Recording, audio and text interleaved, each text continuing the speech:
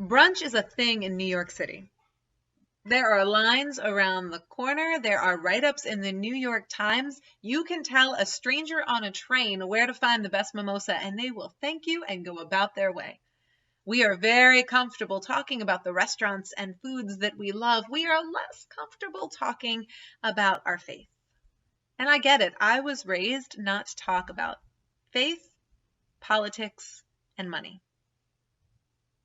And as I've grown older, I've realized I don't think the world is better off for not talking about those things. I think the premise is flawed. You see, faith is by its very nature relational. It's about our relationship with God. It's about our relationship with others. It's about our relationship with ourselves and how all of those things intertwine. And that relationship piece is really important because for a long time, I know I associated inviting people into faith as carrying with it some kind of passive judgment. Like, you should believe this, and if you don't, you are wrong. But I don't think that's what invitational faith is at all. I think invitational faith says, I experience joy and love and hope and strength because of my relationship with Jesus, because of my relationship with Jesus experienced in this community in this particular way.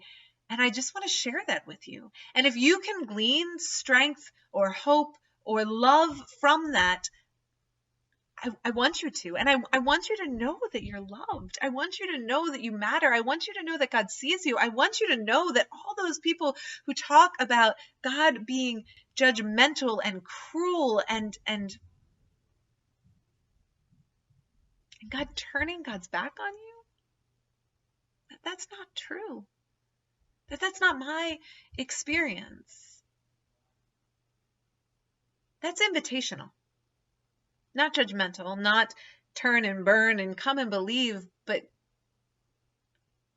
that's just living honestly about who you are.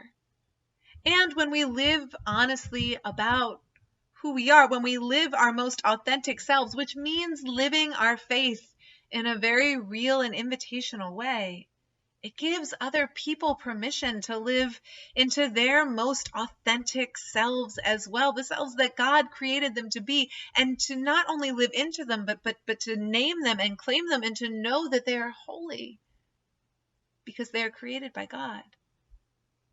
And so maybe your faith is invitational, and so folks show up and they are part of our congregation now because you invited them, and that is awesome.